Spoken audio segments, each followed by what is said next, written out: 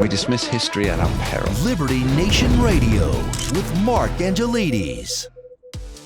Well, there are some big cases at the Supreme Court this week and coming up on some surprising topics, I might add. What do we have before us and how will they impact you and your liberty? Well, to figure that out, we are very fortunate to be joined for a special SCOTUS edition by Uprising podcast host, Liberty Nation's legal affairs editor, writer, and all things to all people, Mr. Scott D. Cosenza, Esquire. Scott, what are you for me today?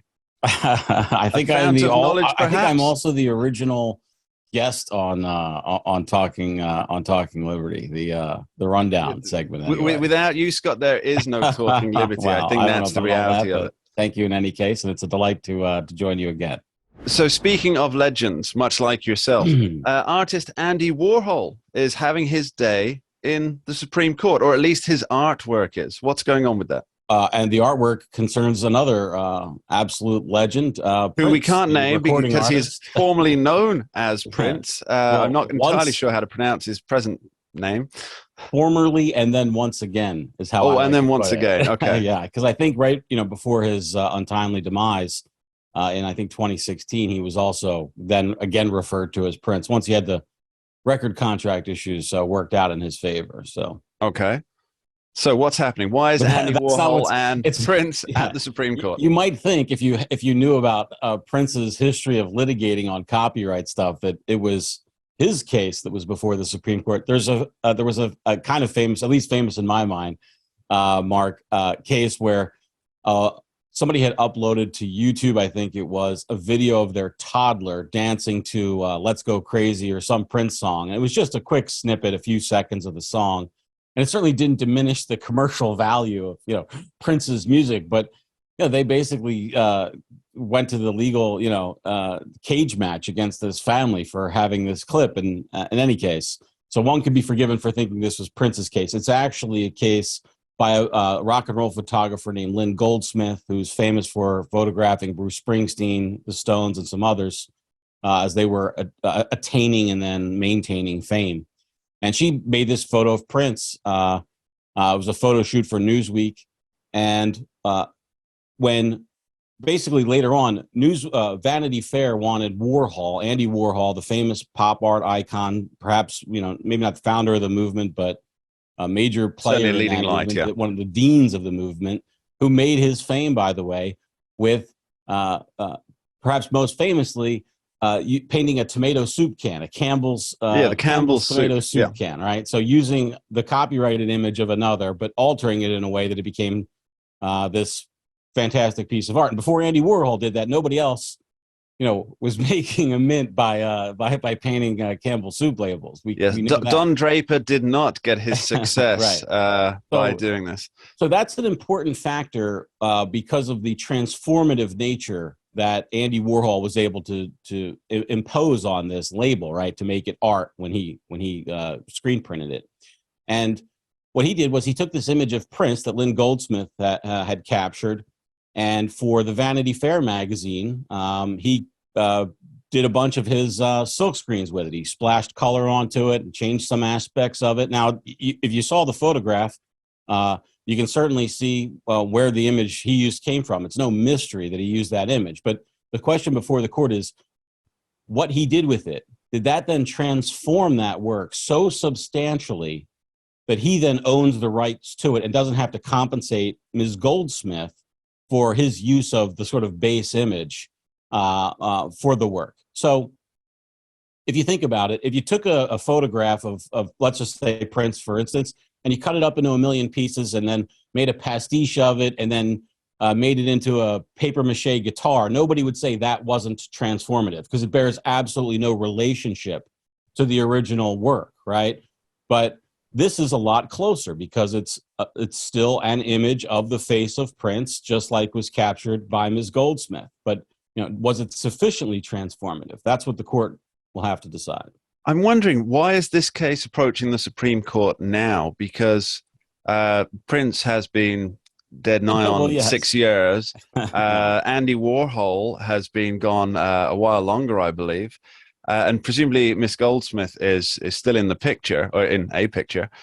Mark, after Prince died, that's when Lynn Goldsmith discovered that after his death, Vanity Fair again used a Warhol version of his sort of Prince. Yeah, he made 14 or 16 of these images with different color combinations and so forth.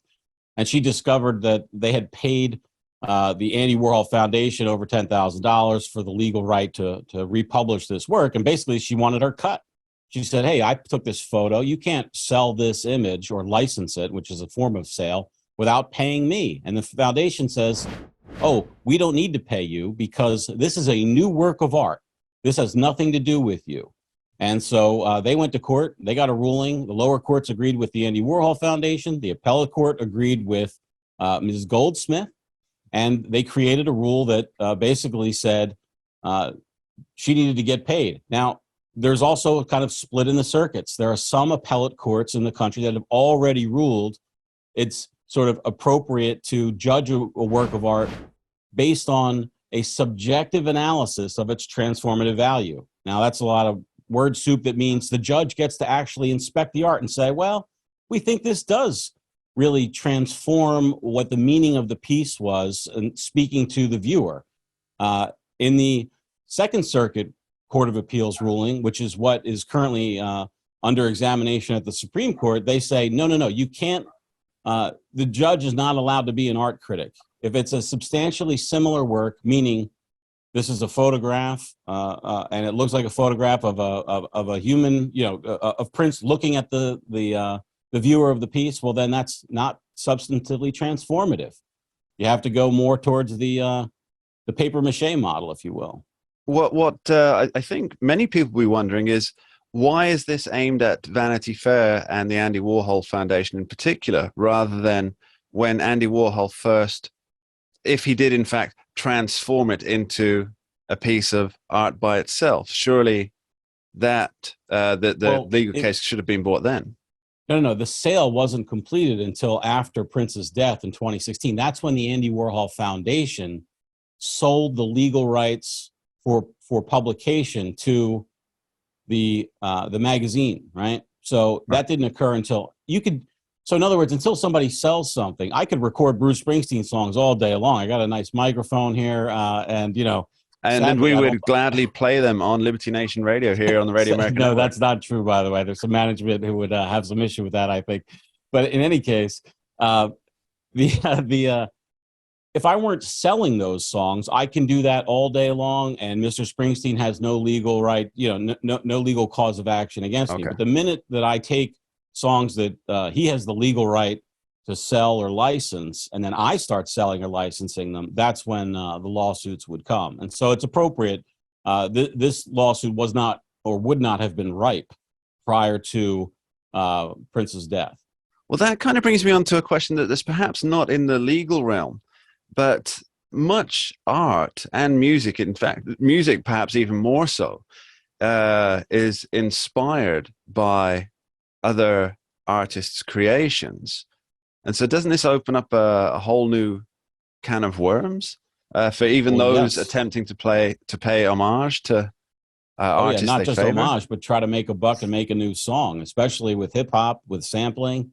One of the last major cases in copyright law, Mark, was about the Two Live Crew, who had sampled Roy Orbison, I believe, and the court unanimously held that it was sufficiently transformative that it was allowed under the fair use exception to the Copyright Act. We've seen a flurry of friend of the court briefs in this case, and it's interesting. There's plenty who are people who expect to make more money if the copyright laws are more strictly drawn. So like the Dr. Seuss